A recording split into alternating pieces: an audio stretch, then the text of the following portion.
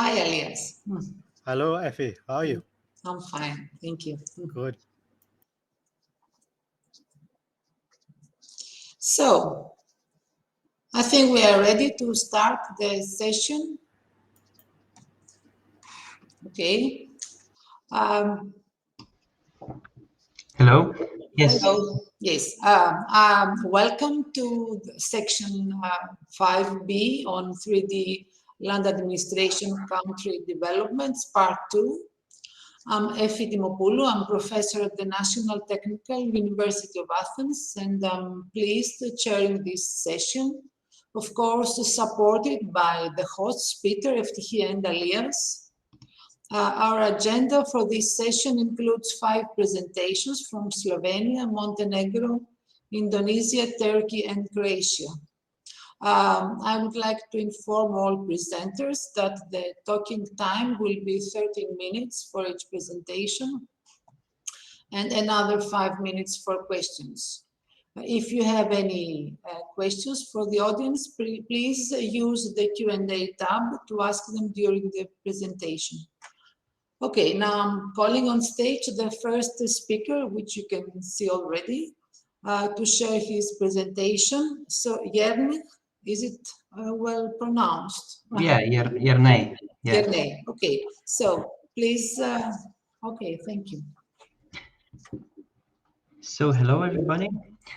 I come from University of Ljubljana. You already heard my name. In this presentation, I will present the Slovenian cadastral system, a little background, the upcoming reforms, and its potential for further development. The article is a joint effort of the authors listed on the slide, coming from University of Ljubljana and Surveying and Mapping Authority in Slovenia. The Slovenian land administration system is based on a dual registration system and consists of a cadastral and land registry part. The cadastral subsystem, consisting of land and building cadastre, is operated by the National Surveying and Mapping Authority. So land cadastre has its origins in the former Austrian Empire in the beginning of 19th century. A building cadastre, on the other side, is a relatively new system introduced after the year 2000. It provides detailed data on buildings and parts of buildings. This data is used for registration of ownership and other rights on parts of buildings in land registry.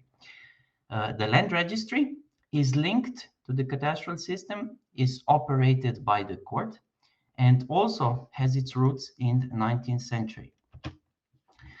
Before the introduction of building cadastre, strata title was registered in the land registry.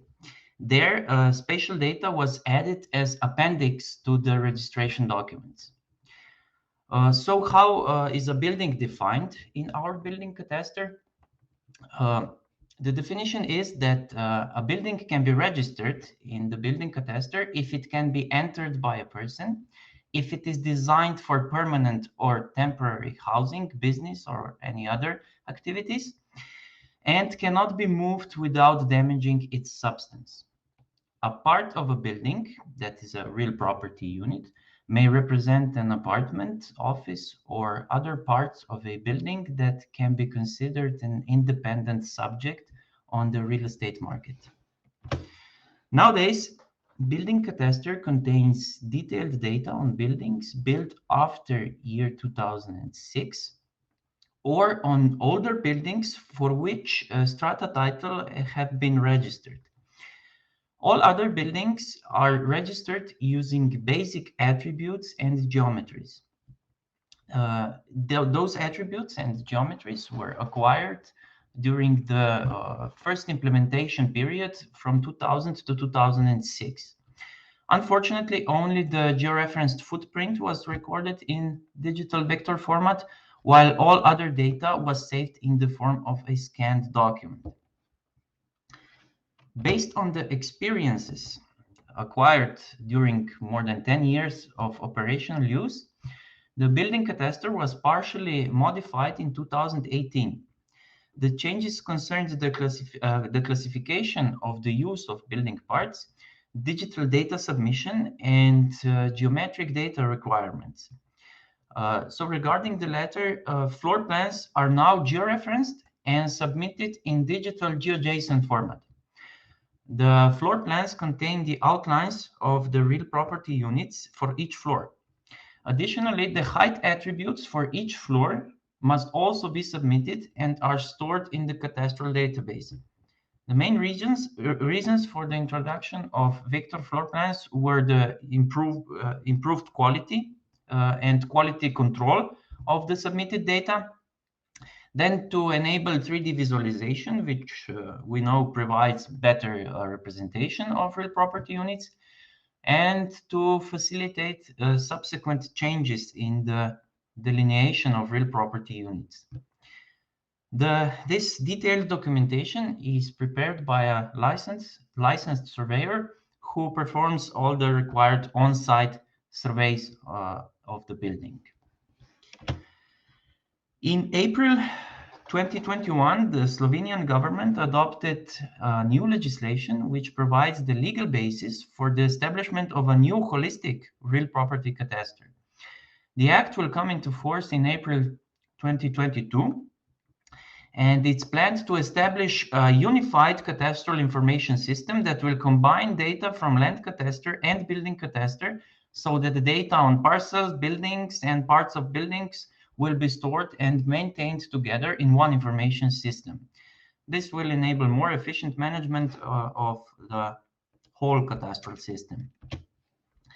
The new legislation will also bring improvements to registration processes and documentation. All documentation will be digital with an emphasis on structured digital data. In addition, the new legislation allows for the registration of easement and building rights geometries in the cadastral information system. Currently, only the sketches of the spatial extent of these rights could only be added as appendices to the documents in the land registry. For buildings, 2 new outlines will be submitted, in addition to the currently required outlines of maximum extent and intersection of the building with the ground.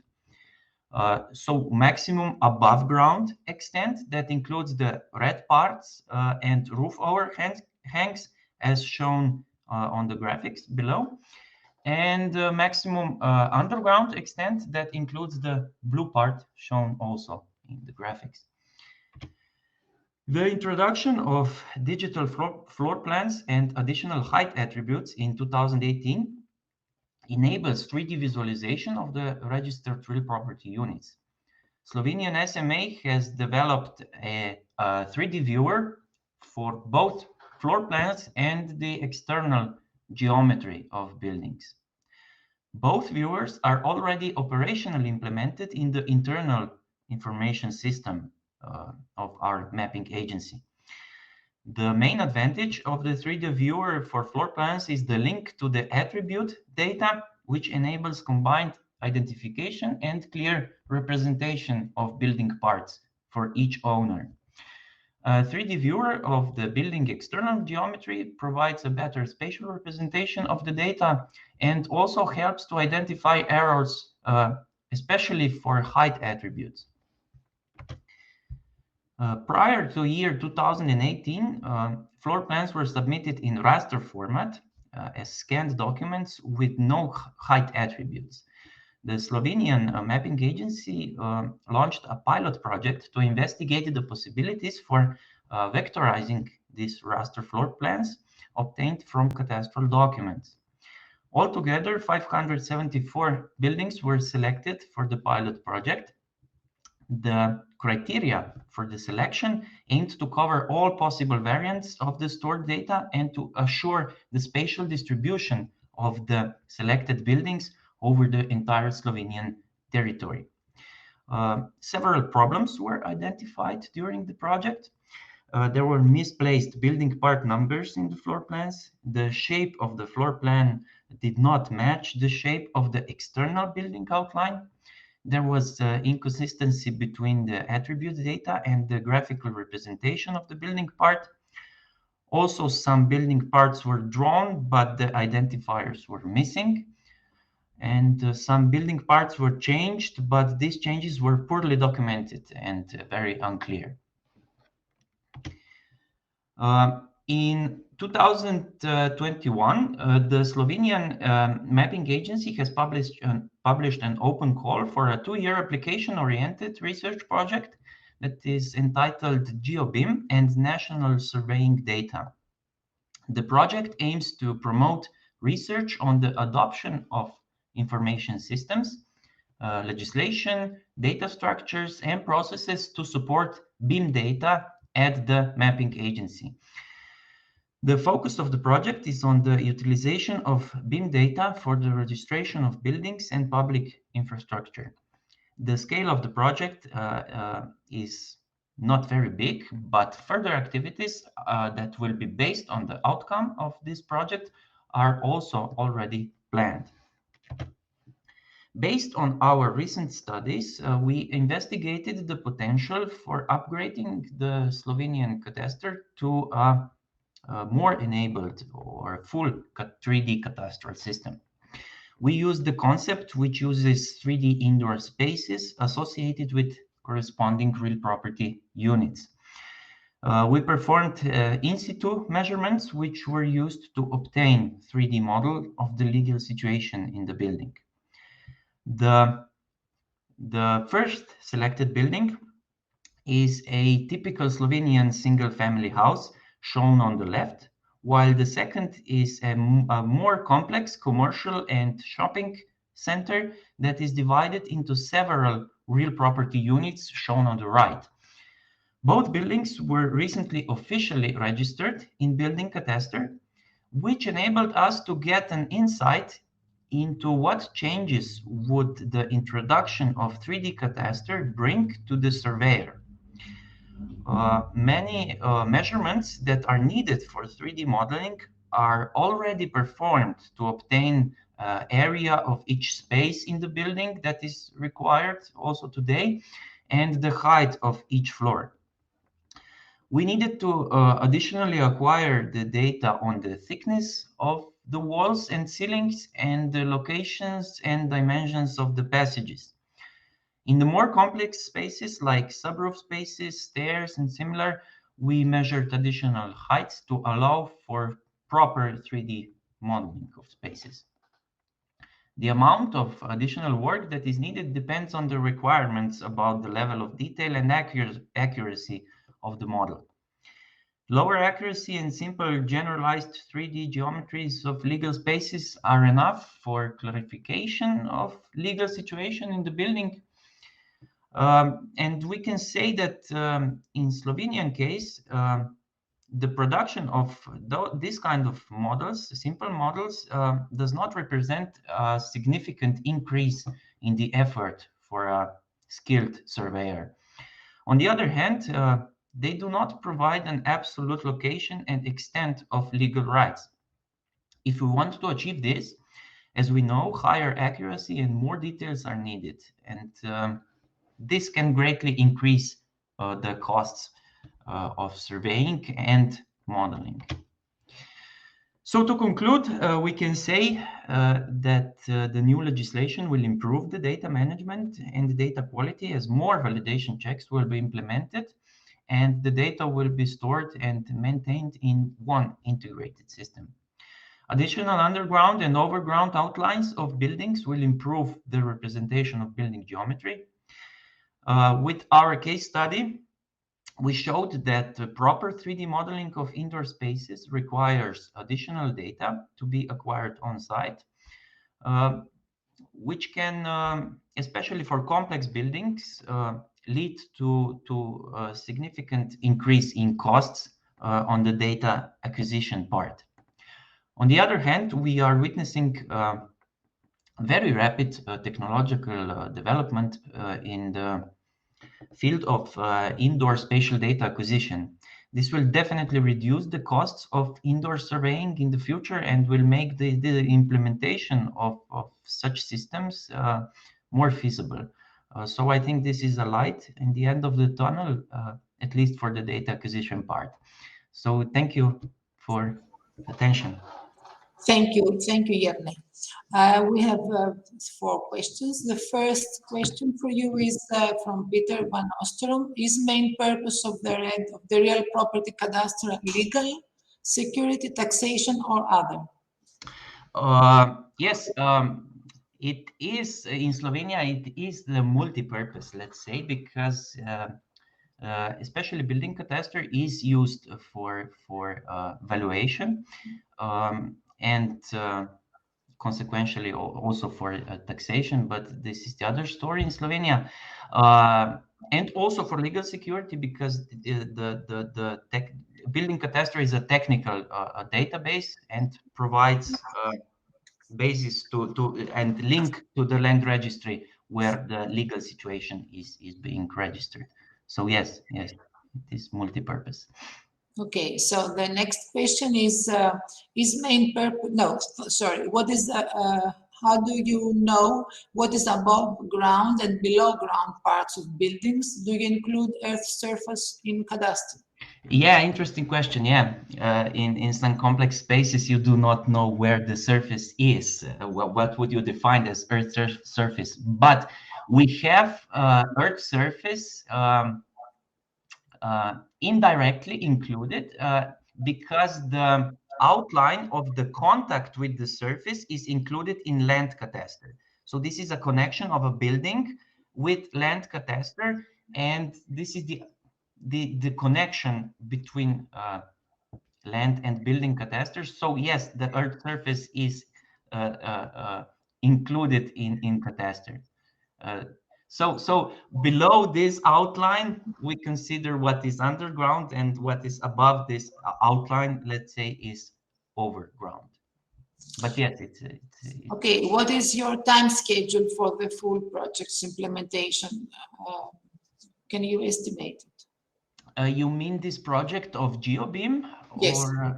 Or GeoBeam is a 2-year project. It is a fixed 2-year timeline. It has already started. It's not a big project, but for the integrated project? This is a project at the SMA, and it will be it should be ended in the April 2022. So in half of a year it should be, but I think it's a bit delayed, but then it will be finished. This update will be finished in 2022 for sure. Okay, so another question, do you have at national level technical specifications to be followed for the submission of BIM files in the context of the GeoBeam project? No, not yet. This is yet to be investigated in this project. So this project is the start of any consideration of this GeoBeam in Slovenia at the national level and at the mapping agency. Okay, so how are you going to validate and fix differences between the capture interiors and existing surveyed in exterior footprints?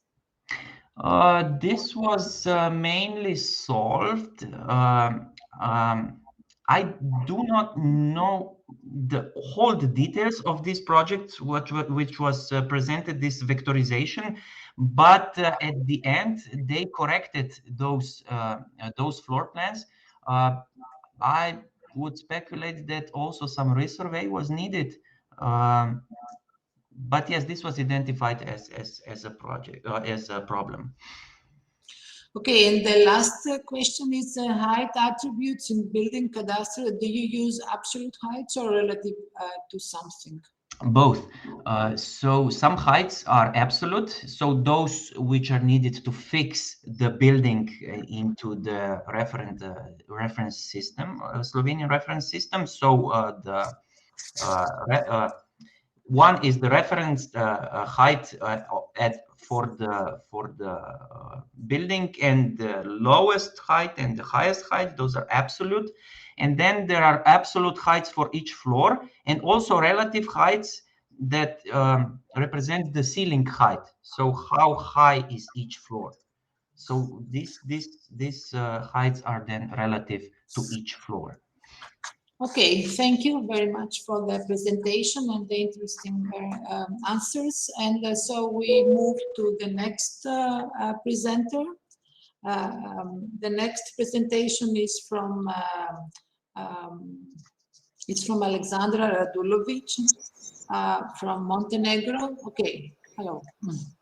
So, and the title is LADM-based taxation model in Montenegro using BIM in taxation process. So the floor is yours. Hello, everybody. Do you see my presentation?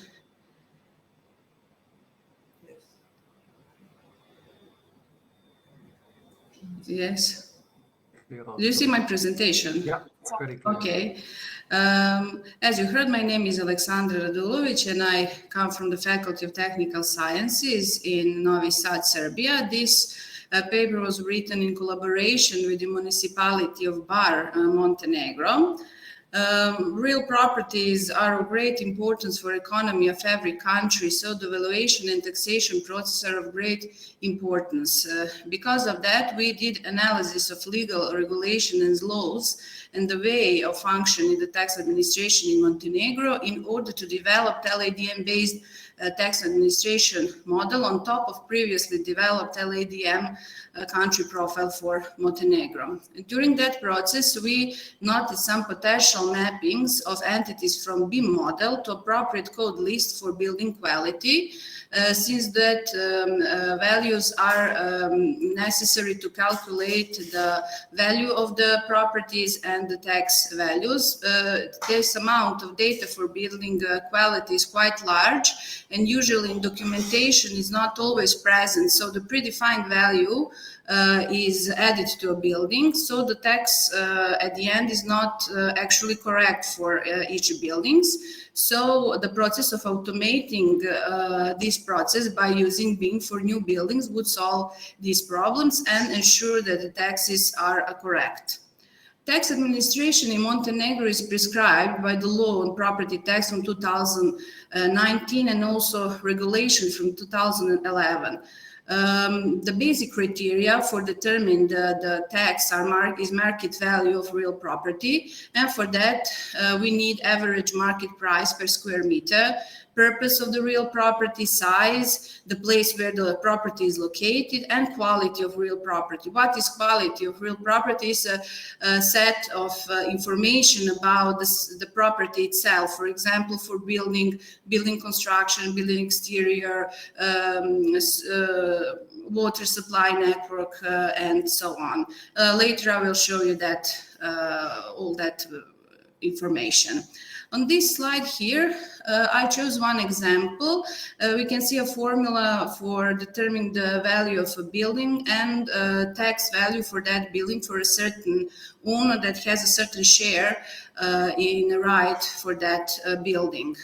Building value is calculated mainly as a product of price per square meter and area of that building. Price is defined on the municipality level for square meter and for the certain purpose of the building.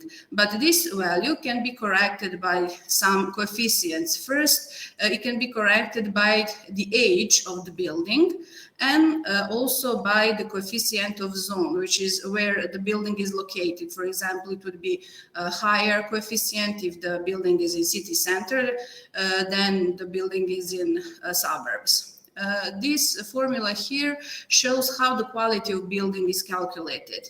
For each quality, a certain number of points is added, and for a certain building, all qualities that that building has are, or that their points is sum and divided to a maximum number of quality points. And here in this formula, we can now see how the tax value is calculated as a product of this market value of the building with tax rate and the share in the right.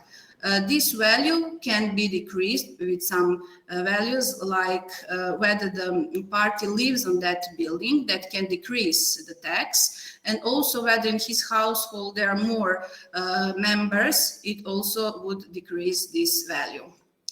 And here is the LADM-based data model for property valuation and taxation in Montenegro.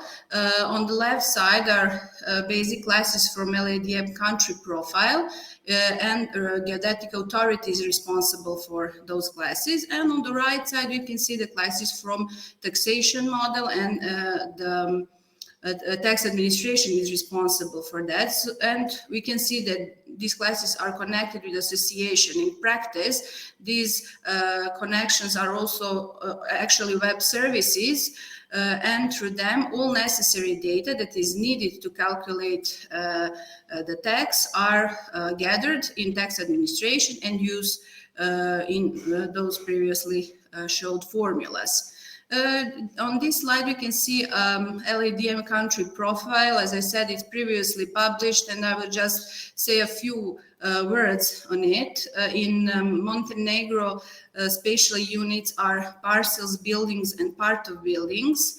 On spatial units, certain rights and restrictions can be assigned to a certain owner, and we have a class real estate folio, which is actually a basic administrative unit that connects data about properties together with rights restrictions, so that the total amount of right is equal 1. On this figure here, we can see a taxation evaluation model. The unit for valuation in Montenegrin tax administration are parcel, building, and part of buildings. We can see that there are 3 additional classes here, because it's necessary to add some additional information for parcels, building, and part of buildings, like location and quality. As I said, location relates to the location, to the zone where property is located.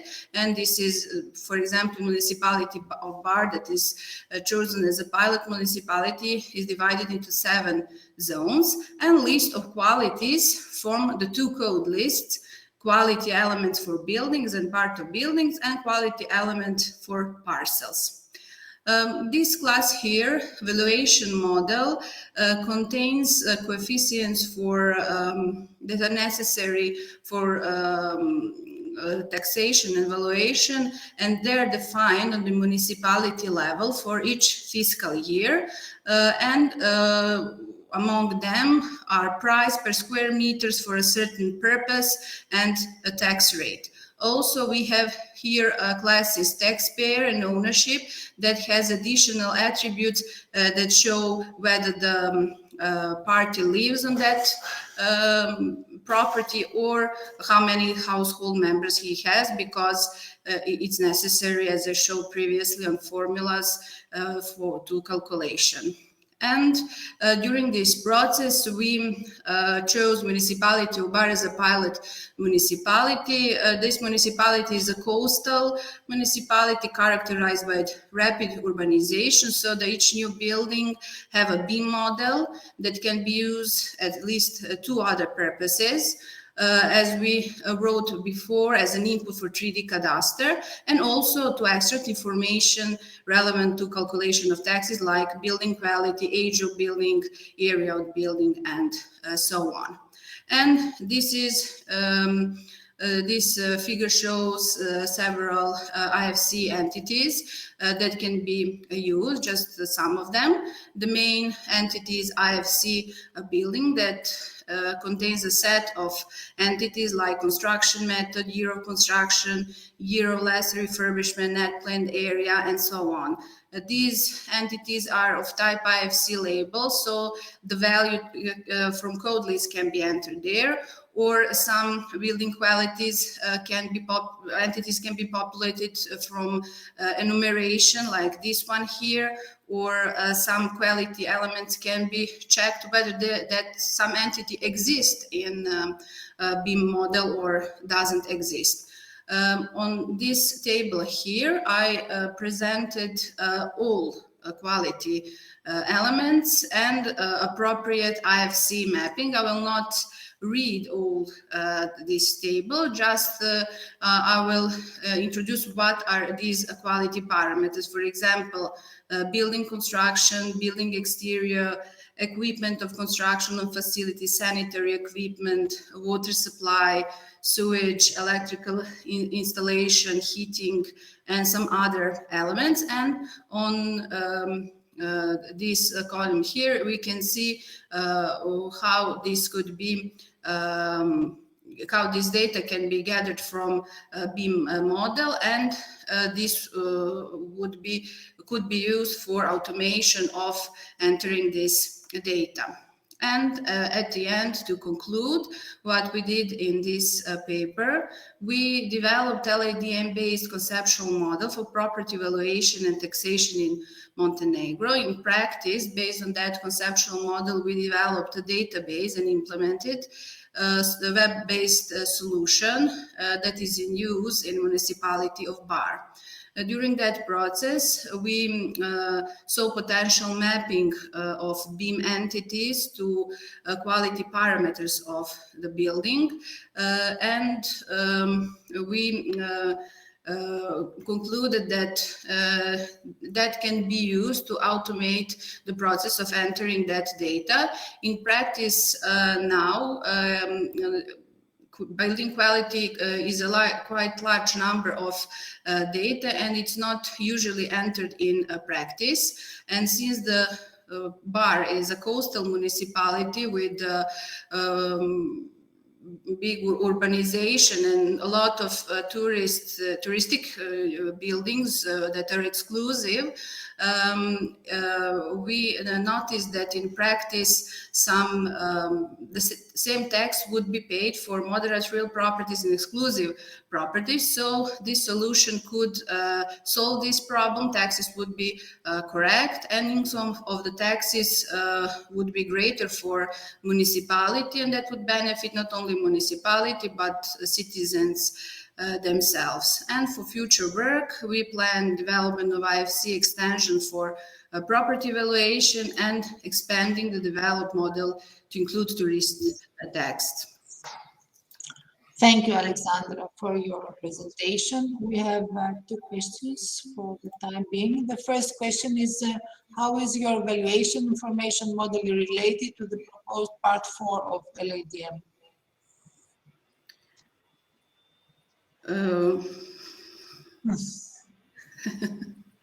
Is it related? It is related. I don't understand this question. We did this evaluation model according to the LADM evaluation information model that is published in a previous paper of other authors, and that is presented to and submitted to a new version of LADM standard. Peter, do you want to add some explanation on your question? Yeah, maybe did you have to change many things, remove things or add things to the proposed valuation information model? From Abdullah Kara. Oh, yeah, I understand the question now. Well, I didn't. Only some multiplicities on associations I changed, and maybe some attributes, but it fit very well in this for our case. That's good to hear. I think especially Abdullah will be happy. But please send us what you changed, because we would like to make sure if we should also change that in the ISO standard, the proposed ISO standard, which is now distributed for voting or for comments, actually, not yet for voting, for comments. Or I changed, for example, I added the classes for taxpayer and for ownership, since those classes had to contain some attributes necessary for calculation of taxes, because that data cannot be received from real estate cadastre, like the number of household members and whether the party lives on that property or not. Because, for example, if a party lived on that property, the tax is reduced 50%. It's important attribute. Thank you very much. Okay, thank you, Aleksandra. So there is one more question. Are you able to estimate the difference between the BIM approach compared with the usual one regarding the tax estimation? You want me to repeat the question? I will read it myself. Thank you. Please.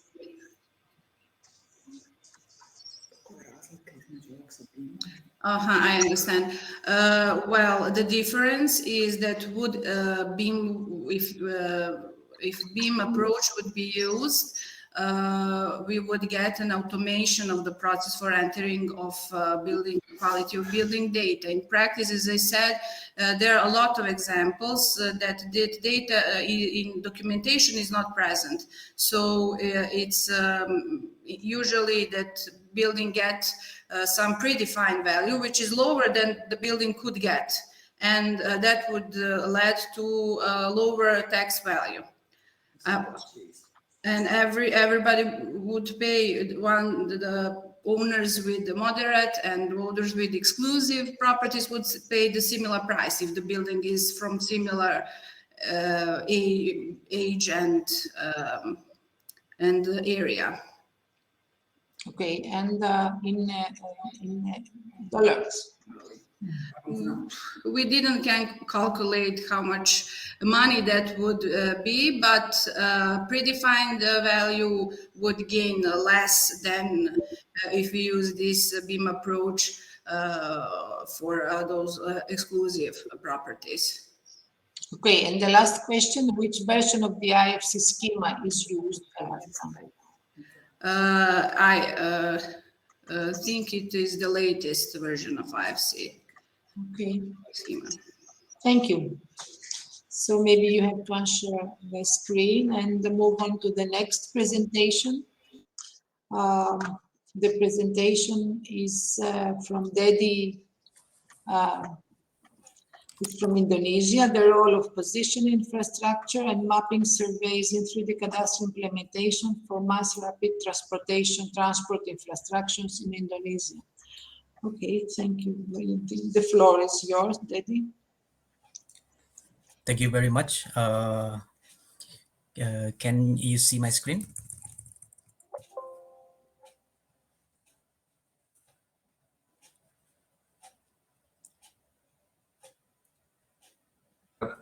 Sorry for the slow response.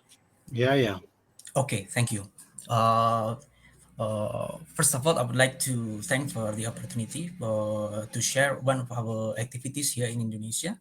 My name is Dedi Atunggal. I'm from Gadjah Mada University, and we would like to share the role of positioning infrastructure and mapping surveys in 3D cadastre implementation for mass rapid transport or mass rapid transit infrastructures in Indonesia.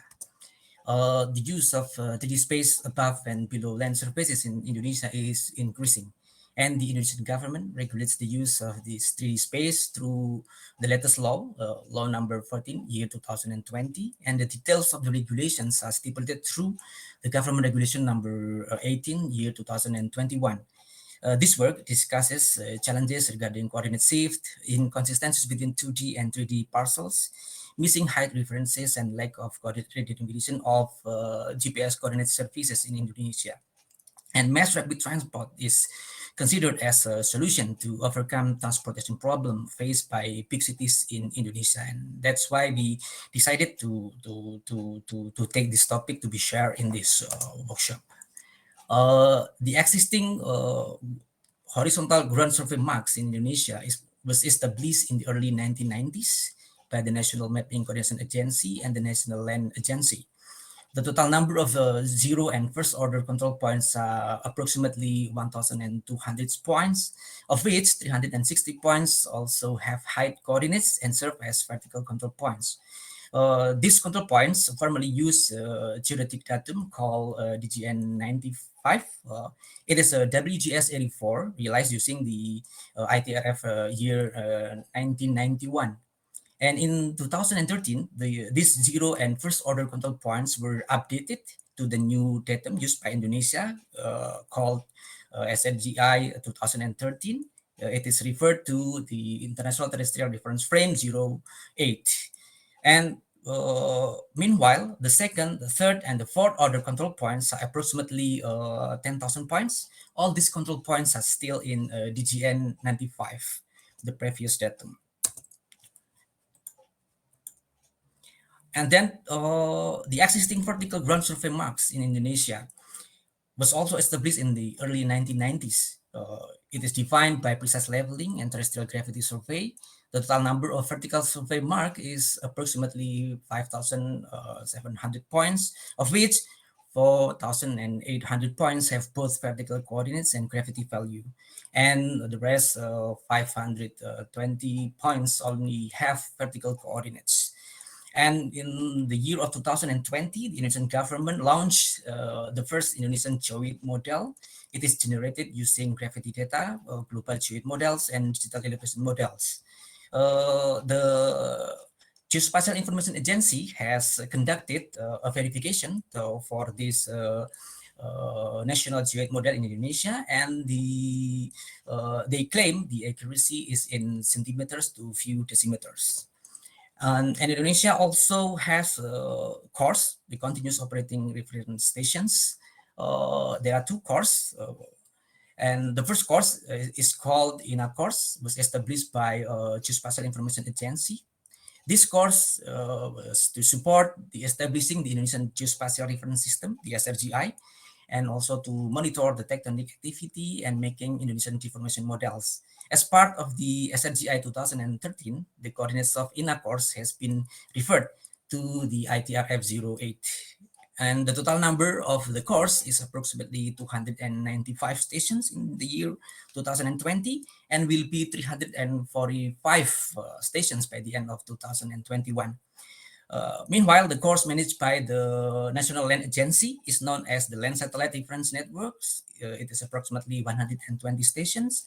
It was developed to support cadastral mapping for land registration. That's why the development was prioritized for land offices with high volumes of land transactions and with complex land issues. The coordinate of this CORS is still referred to the previous datum, the DGN 95. And currently, this CORS is being unified and integrated with INA CORS and will be managed by the Geospatial Information Agency. And the 2D and 3D cadastral mapping surveys in Indonesia. In the past, the 2D cadastral mapping in Indonesia was mostly done without referring to control points that lead to undue reference land parcels. In the last decade, the Indonesian governments are implementing complete systematic land registration activities and improving the quality of land parcel maps. Awareness of the use of control points is increasing. And 3D cadastral was started in the year of 2011 for strata titles. In these activities, measurement using distance meter or distometer or measuring tape are sufficient to validate the distance and area based on the data on the separation deed submitted by the applicants. According to Government Regulation number 18, year 2021, a cadastral mapping survey is required to verify the geometry of legal spaces and also the 3D positions of each 3D cadastral objects. And then the case studies. There are two studies. The first is a cadastral validation survey, the cadastral validation survey done in two mass rapid transit stations in the capital city of Jakarta, in station of Bundaran HI and station Block M. And the second study is positioning infrastructure evaluation in the special regions of Yogyakarta. We evaluate the horizontal and vertical ground survey marks in this area, and also the INAGEO with online services. And then for the first case study, to do the validation survey of the mass rapid transport in Jakarta, firstly, we create a work plan map to do the validation survey, and then we measure the control points at ground level near to the 3D cadastral object. And then we do the validation survey of the 3D cadastral object, and then finally we make the validation result documents. And during the preparation of work plan map for the validation survey, we identified coordinate shift and inconsistencies between the 3D models and the land parcel maps at the two stations. This is because the land parcel map used the transverse Mercator 3 degrees projection system and refers to the DGN95 datums. Meanwhile, the as-built drawing that is used to create the 3D models use the universal transverse Mercator projection system and no information about the datum used in the document. The absence of metadata of the datum used in the as-built drawing caused difficulties in creating the work plan map. This problem was overcome by switching the projection to transverse Mercator 3 degrees using the DGN95 and SRGI 2013 alternately as the reference system of the as-built drawing. This process was then followed by checking several features, common points that can be recognized on the land parcel map and on the as-built drawing. Further verification was done by field measurement on several common points. From this process, it can be concluded that the as-built drawing tend to refer to SRGI 2013. And then for the measurement of control points at the ground level, the measurement will carry out by using geodetic GNSS receiver, referring to horizontal ground survey marks and vertical ground survey marks located approximately 5 kilometers from the area. The height of the control points were defined by two methods. The first is GNSS heighting by referring to the orthometric height of the vertical control points. And the second one is online processing by using in-geoid service. The height difference in each control point is approximately 10 centimeters between the GNSS heighting and in-geoid. In this case, both methods shows fairly good levels of conformity. This result looks promising, but further research on different cases in Indonesia needs to be conducted to see the applicability of such system in national scale. And then for the validation survey, at each stations of the positions, length, area, and volume of the 3D cadastral object. For the positions, validations at the Bundaran HI, the validation was carried out by using total stations. Measurements are carried out to determine the height value and the maximum depth of the underground facility at the Bundaran HI stations. Measurement is done by trigonometric leveling, referring to control points PHI 01 and PHI 02, which are located near the station entrance at ground level. Validation survey was then followed by measuring distances, areas, and volume of several 3D cadastral objects in these stations. Result of the measurement shows that the underground facility at the Bundaran HI station is located from the 0 until 70 meters below land surface. The height of the lowest infrastructure is at 14.90 meters below mean sea level. Because the Bundaran HI station is located under a public road, the station, which is located from ground level to a depth of 17 meters, is in accordance with the existing legal provisions. In cases where mass rapid transport infrastructure is located below land rights, which are owned by individual or companies, it is necessary to ensure that the infrastructure is located below 30 meters or in accordance with the depth limits determined by the said plan. And for the position validation at Block M station is simple because this 3D cadastral object is located above a public road. From the total station measurement, it is known that the maximum height of the building is in accordance with the provisions. The result of the validation of distance, area, and volume at both stations show promising result. The result from measuring length with the total station and distometer only differs in 1 to 2 centimeters. The difference in areas and volumes of validation survey result with the model is mostly less than 2%. And then for the second case study, the evaluation of the positioning infrastructure in Yogyakarta province. A preliminary survey was done from 290 ground survey marks in Yogyakarta. A preliminary survey of approximately 100 ground survey marks sample was carried out, and from this preliminary survey, we identified that 65 control points, or 60% from the total points, are still in good condition. 8 control points are physically damaged, and 36 points are missing or cannot be found. Number of horizontal ground survey marks with minimum obstruction is approximately 45 points, and at this 45 points, GNSS static survey was conducted to update this point to the newest datum used by Indonesia. And by comparing the newest coordinate to the initial coordinate, we identified that there are coordinate shift between the latest processing and its initial coordinate from the side log. And it ranged from 80 centimeters to 1.5 meters in systematic shift direction, as you can see on the slide. And then a preliminary survey also conducted to see the vertical ground survey marks in Indonesia.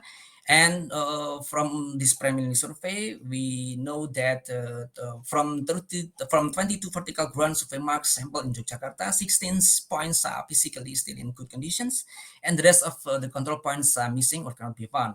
It means 70% can still be used as height reference for validation survey of the cadastral object in Yogyakarta.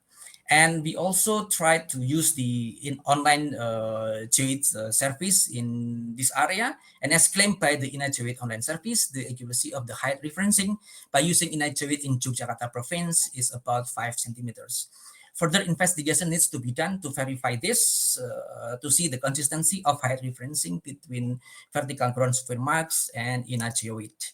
And to conclude this presentation, positioning infrastructure plays a vital role in validating the position of the cadastral object below and above ground level. Positioning infrastructure in Jakarta can be used to validate the position, distances, areas, and volumes of 3D units with good result. The use of GNSS heighting refers to ground survey marks, and the determination of height using the INA-GEOID online service is different at decimeter level. However, the availability and reliability of positioning infrastructure in other regions or cities in Indonesia need to be further investigated. From the evaluations of positioning infrastructure in Yogyakarta, it is identified that the availability of the horizontal ground survey mark is about 60% of its total number and 70% for the vertical ground survey marks. Meanwhile, about 30 to 40% of the ground survey marks are missing or cannot be found. The reduced number of ground survey marks in the field may hinder the implementation of the cadastral in Indonesia. Therefore, the Indonesian government needs to increase the number of ground survey marks in or core station in Indonesia. The result of the latest processing of horizontal ground survey marks shows that the coordinate shift between the latest processing result and its initial coordinates from the side log range from 80 centimeters to 1.5 meters with a systematic direction as claimed by the online service. The accuracy of INA-GEOID online height referencing in Yogyakarta is 5 centimeters, but further investigation need to be done to verify this. Thank you for the opportunity. And I think that's all for my presentation. Thank you. Thank you. We have 4 questions. The first question is the gravity value for a reference point dynamic, for example, a time series or a single fixed value? It is a single fixed value. Okay. Next question, are other infrastructures in Indonesia also accurately georeferenced and 3D model in the land administration system? Are other infrastructure in Indonesia also accurately georeferenced and 3D model in I'm not sure about this. Okay, so we move on to the next question. How much is the area really changing horizontally, vertically, say per 10 years? Okay. For example, in Yogyakarta province, from the deformation model of the SRGI, the newest geodetic datum in Indonesia, the area in Yogyakarta province deformed to the I think it's southeast direction, 2.8 centimeters per year. So I'm not sure about the effects on area and volume, but the deformation in Yogyakarta province, as an example, is 2.8 centimeters per year to the southeast directions. Okay. So how the subsurface objects and the above surface object connected in a unified coordinate system? Is there any problems with the 3D modeling software to handle this coordinate reference system?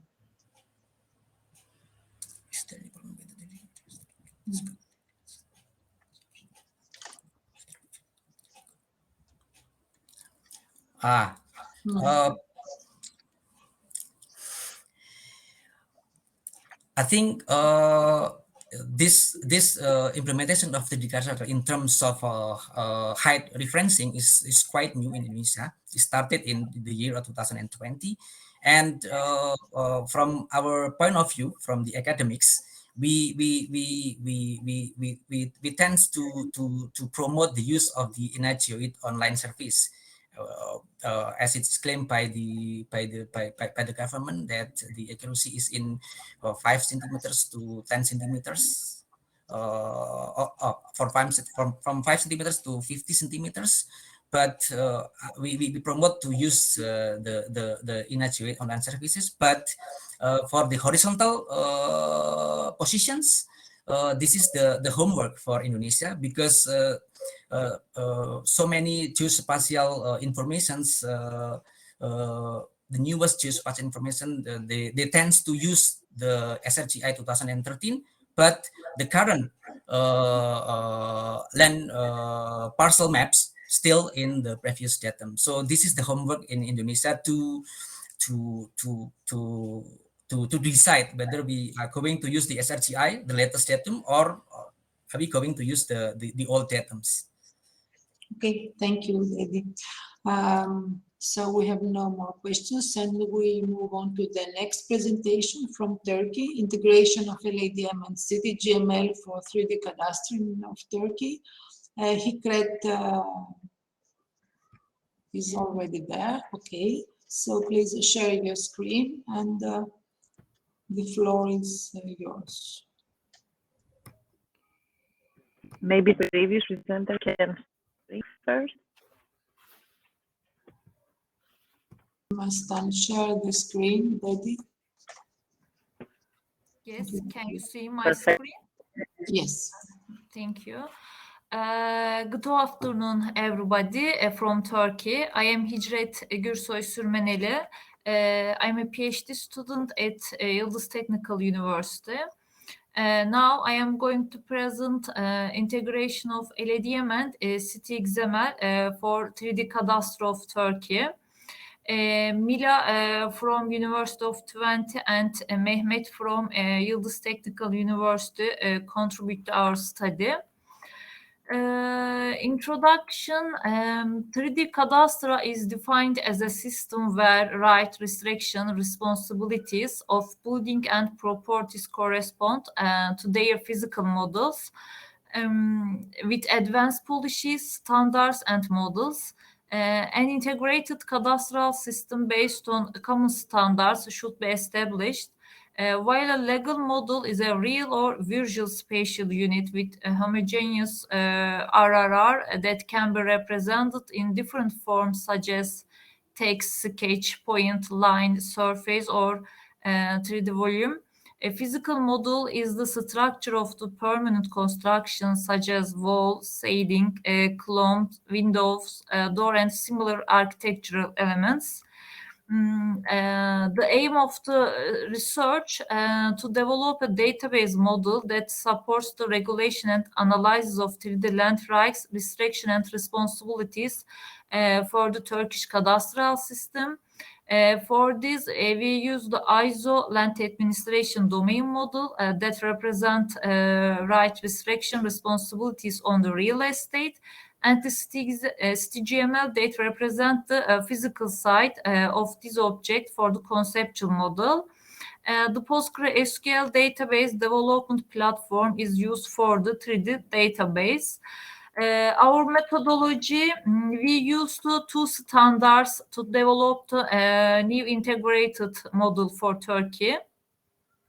Firstly, we used LADM. LADM is to establish a common ontology for cadastral information. LADM enables communication between related parties within a country or between different countries. STGML is standardized by OGC. It's a semantic information model represented in XML-based format. It's an extendable international standard for spatial data exchange. Then two standards were integrated, and conceptual model was represented as a UML. We designed the 3D database using PostgreSQL database management system to test the model. Firstly, I want to talk about Turkish cadastral system. We determined registered cadastral objects and their right, restriction, responsibilities according to Turkish jurisdiction. Parcel, building, independent section are registered in the title system, but utility networks is not registered.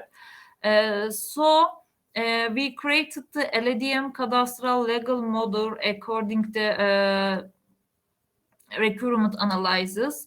You can see on the figure shows the general overview of the LADM model. The model consists of three main packages and one sub-package. They are party, administrative, and spatial unit package, and surveying and representation sub-package. The party package describes the owners, right holders. The spatial unit package meaning real estate like parcel, building, and independent section. TR is meaning of Turkey Republic. TRRR describes right, restriction, and responsibilities on the real estate. The surveying and representation sub-packages are TR point, TR spatial source, and TR boundary face string. After creating the LADM model, we implemented this profile of LADM as an aid of STGML. In the developed model, you can see on the left side is the STGML class, and the right side is the LADM class. We added the three new feature classes under the abstract building in STGML model. STGML provides a flexible conceptual model and easily be adapted to legal and physical requirements. After that, creating the integration of UML model, the database developed a PostgreSQL database management system. The data sets in GML format was obtained from Ankara, Sincan municipalities. The data sets contains only the details of 9 building at LAD2 level.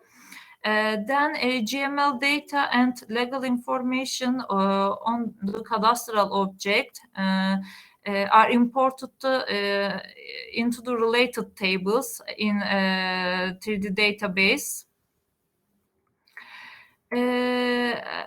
After that, to test the model, I wrote 2 queries.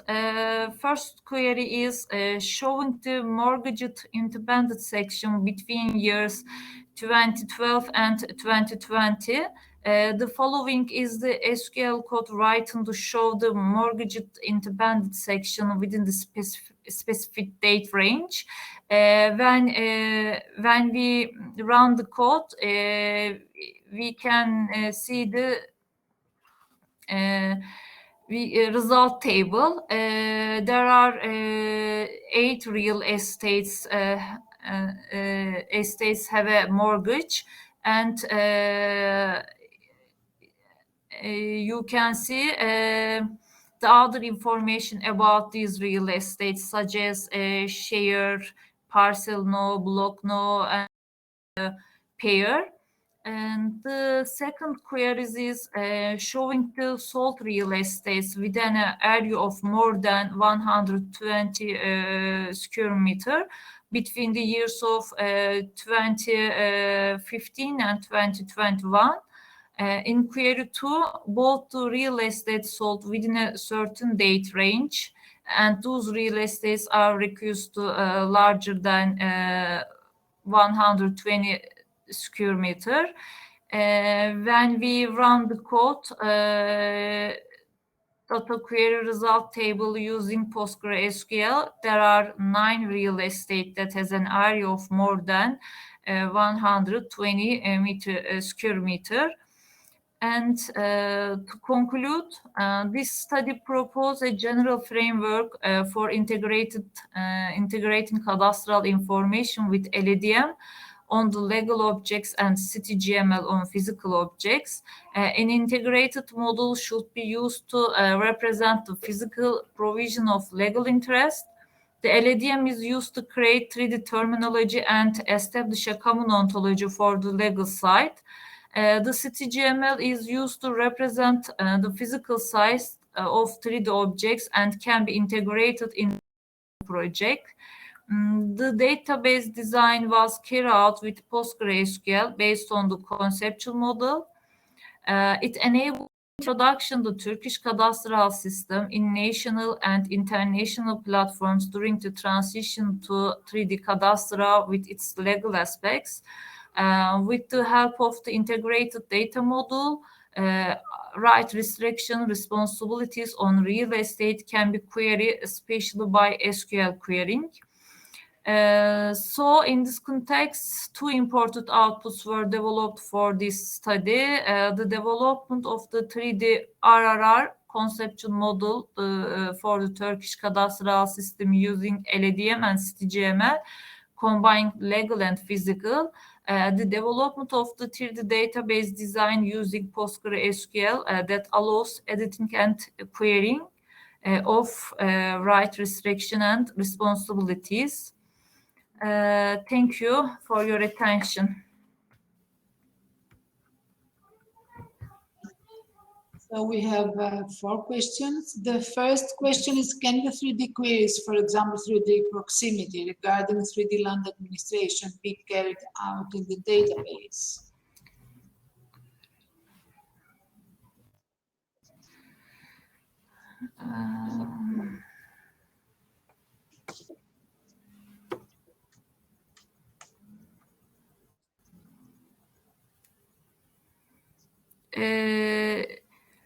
I think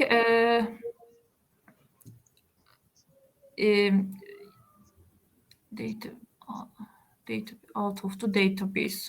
I'm not sure about this question, sorry. Okay.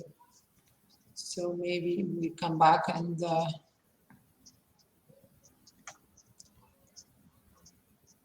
so we. Okay. I see. If someone that wrote the question would like to stand up or maybe write something more in the chat to have the discussion, would be nice.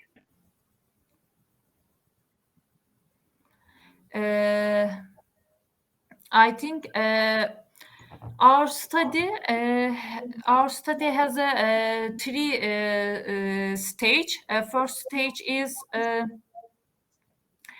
First stage is creating the LAD legal model based on the LADM. The second stage is integrate two cadastral objects represent two physical and legal size.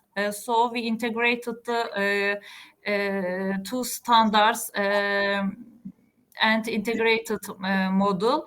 And last stage is visualization, and we will planning to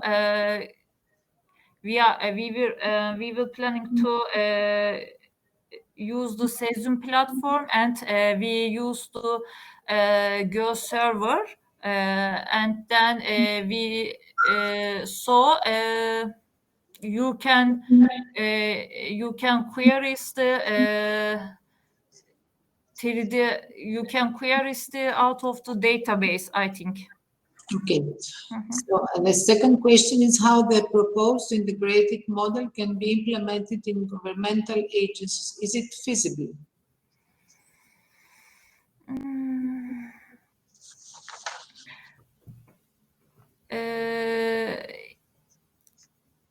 In Turkey, there are some projects about 3D Cadastre. Government have a 3D cadastral projects, and they use their platform, but we use the real data, and we create the database management system, and using the open source platform. I think the government the government used this database and this data. Okay. What do you think about the negative remarks in keynote from Ugo Ledoux yesterday, if you heard it, about CityGML?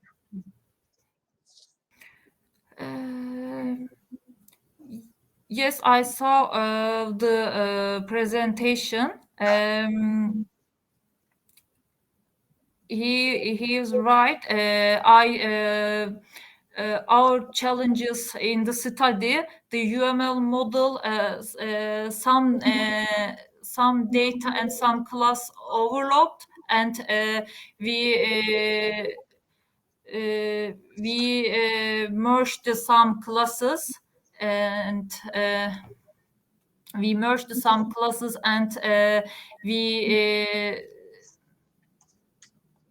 we delete some attribute. This is the UML model, and sometimes there are differences between UML model and database schema. Okay. So another question is, did you consider the LADM revision in your research?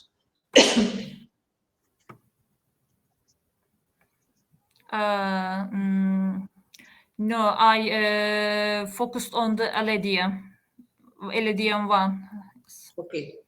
And the last question is, did you consider or try any visualization for your research? Yes, the last stage in our study is visualization. We are trying to Go server platform, using Go server platform, and we transformed our database to 3D. We we represented the 3D in using the Cesium platform. Okay, thank you very much. Thank you. Okay, so we move on to the last presentation of this session from Miodrag and Girgo, if I pronounce it well, from Croatia. Utilities, data, and land administration systems. Okay, did I pronounce it well? Girgo. Girgo. Girgo. It's hard for everyone. Okay. Sorry. Okay, so hello everyone. First, I'm Gergo, and I'm coming from Ericsson, and co-author is Miodrag from University of Zagreb. Okay, so through the last century, urbanization, population growth, and industrialization were one of the driving factors for rising need of different utility networks, usually in small amount of space. And with that, utilities such as water supply, electricity, or communication networks are nowadays available and essential resource. In the past utility networks were rarely registered. In Croatia, there are even some situations of forgotten out-of-use pipelines and accidents where existing cables were destroyed during other construction works. Utilities have legal and physical characteristics. Their technical information like voltage for electrical network, pressure for gas pipelines, and so on. So basically information needed for their operational use and management. And their legal characteristics, for example, when intersecting other rights on land parcels, but as well their own legal characteristics if we look at them as real estate objects. Most of the research about utility registration is done under the topic of 3D cadastres, and through LADM, there's an opportunity for utility registration to be standardized and unified as well.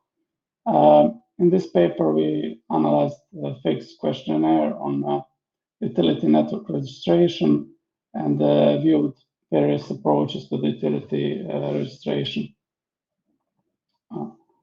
So during 3 previous FIG workshops on 3D Cadastre, so in 2010, 14, and 18, questionnaires about the state of 3D Cadastre in participating countries or jurisdictions were conducted.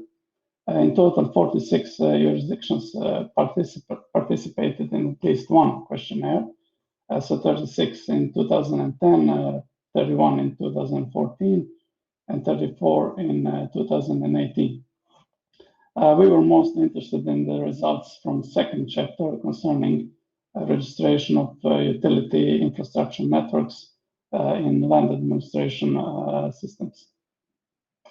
So first question of the chapter was whether jurisdictions register networks as an entity in the land administration, and 14 jurisdictions, so about 30%, stated that they do register networks as an entity in land administration. Additionally, Costa Rica and Argentina stated that they register a network in some of the cases, while Croatia, Serbia, and Slovenia stated having dedicated utility cadastres for infrastructure.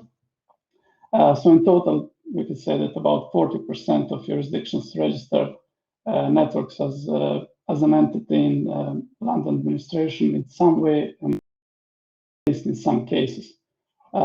Additionally, 11 more jurisdictions stated that they register easements or tunnel spaces of networks in land administration, or 35% of jurisdictions do not register networks or easements in land administration. So out of those 19 jurisdictions that register networks as entity, at least in some cases, so 14 that answered the previous question with yes, so those 2 that answered in some cases, and 3 that have utility cadastre.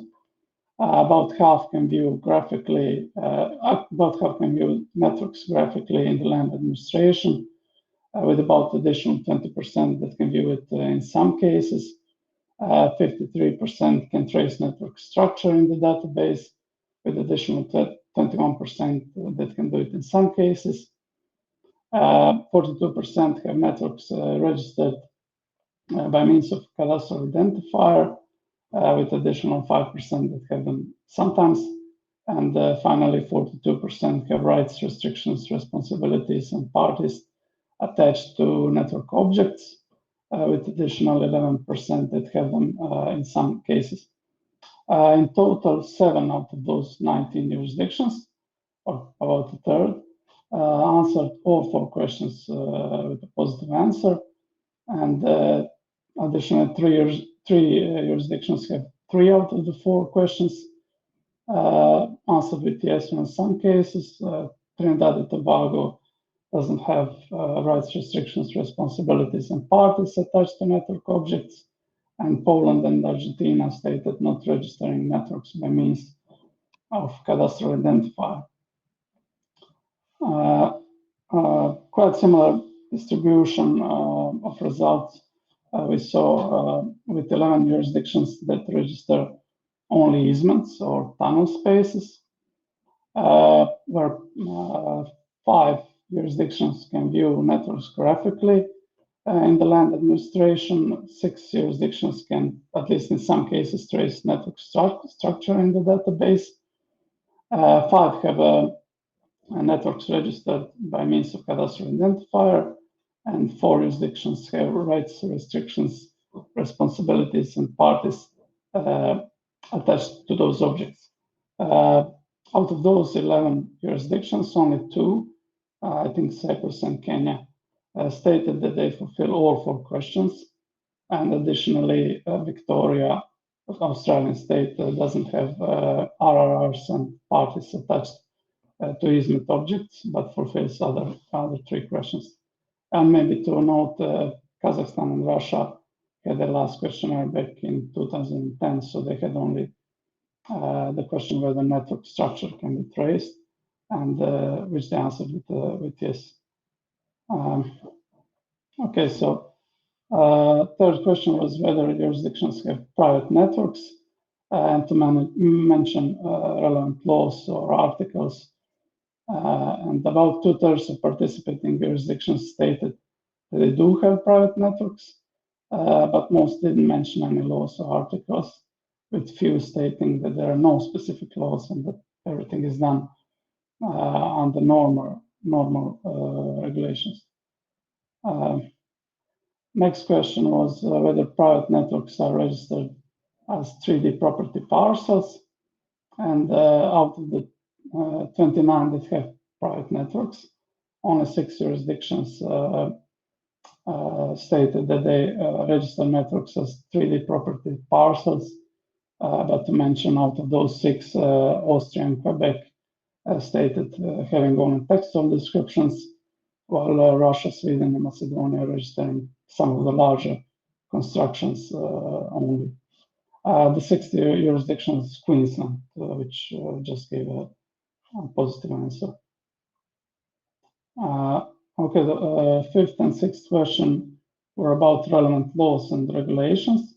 26 jurisdictions have relevant laws or regulations available in their own language. And out of those 26, 13 have them available in English. But to mention, most of those jurisdictions are English-speaking or with English as one of the official languages. There are 8 such jurisdictions out of those 13. And additionally, the yellow ones are Greece and Switzerland, which stated having some of the laws and regulations available in English language. Next question was, do jurisdictions have example descriptions of typical 3D parcels, either prototype or operational? About quarter stated having some example descriptions of typical 3D parcels. Additionally, the Netherlands and Cyprus stated having example but not in 3D, while Singapore and Slovenia stated having prototype objects. Second to last question was if the network objects break at the surface parcel, how the jurisdictions deal with intersecting networks or vertically parallel networks. Most jurisdictions stated that they treat the networks as continuous and independent objects from one another, from parcels. In most cases, utility network objects are treated separately, and that some jurisdictions show networks and their overlaps in 2D with possibilities of manual checks, but probably more do as well. And the last question was, are there any other geometric issues related to the registration of networks? And some of the answers were, most mentioned one, network objects are registered as 3D lines and points and not as 3D objects. complete geometry of network is not registered in Cadastre system, but there are various data sources for different utilities, and that no institution is mandated for coordination of overlapping on conflicting overlays. On the snapshot is a Croatian utility Cadastre, where we can see similar problems with points and lines. So about the general approaches, just sure. So sorry, I lost it. So we could see that some countries register utilities as separate objects with unique cadastral numbers and land administration, while others register only easements. And some countries have centralized approach with high government regulations, while in others utilities are registered on municipal level or even administered only by private companies. And from our perspective, we could recognize two main groups of approaches. So national utility cadastres, as in Croatia, they're usually established by regulations with implementation coming years or decades later, and other approaches that consist of companies managing most of the data with local jurisdictions coordinating exchange of the data through various systems or call centers, for example. In both approaches, in most cases, utility network data are registered and managed mostly for technical purposes, like construction and urban planning, for example, or operative purposes, where rights on utility networks are rarely registered. And just to conclude, in most jurisdictions, one of the main incentives for utility registration is also safety and accident prevention, as well as other technical purposes. And when it comes to legal aspect of utilities, their impact on rights on cadastral parcels that they cross is often recognized, usually in the form of easements.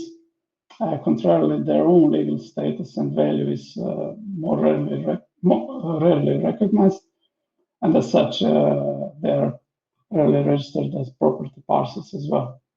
When it comes to questionnaires, some of noticed shortcomings that we came across, of course, unanswered questions and differences in interpretation of given questions, which could always be expected in a classification in a questionnaire. Also, our own classifications are also subjective a bit. For the future, some additional questions could be added, and to reduce some of the shortcomings, we could define some of the questions in more detail, or by giving some precise examples or even precise options for answers. So I think my time is up. Okay, thank you. Thank you. So we have some questions. The first question is, having an overall experience from the utility survey, do you think utilities have to be separately registered or related to the cadastral system? What is your opinion on that? Yeah, I feel that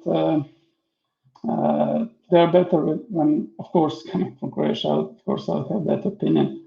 But technical information are better stored separately, but with a strong connection between cadastral system and utility cadastral system is needed, because they're strongly interconnected, just like a building cadastre, I would say. Okay. Do you expect significant changes if FIG conducts a new 3D cadastre land administration questionnaire in 2022? If so, what would be the top 3 expected changes? So changes to the questions, or so I believe from this experience that maybe some exact options for the answers, or let's say, how would you say it in English? Pre-qualification. So classification before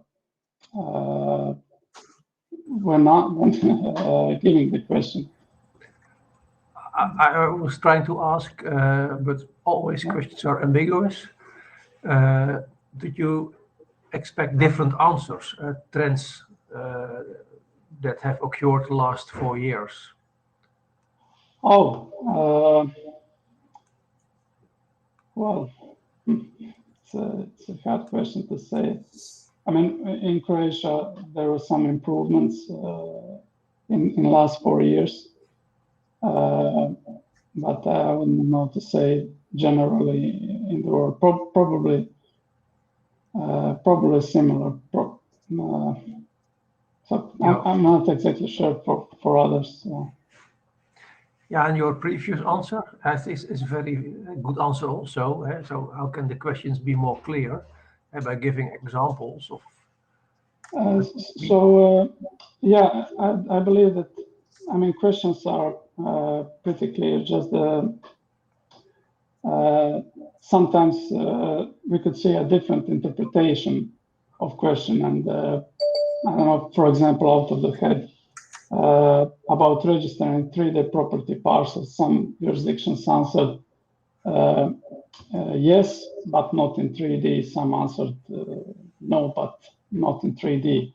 So maybe if certain options are given in advance, so that Yeah, I agree with you. It should be done better, but it is hard. So if we give options, and then we may lead to answers. Yeah, that's also true. Yeah. So we suggested to look at the previous year for typical answers, but we should try to do better. So you're invited to work along when we set up the questionnaire for next year. Yeah. Okay, so I mean, do you? There is another question that if you were asked to add one question, which would that be? Is it already answered in a way, or do you want to answer this question?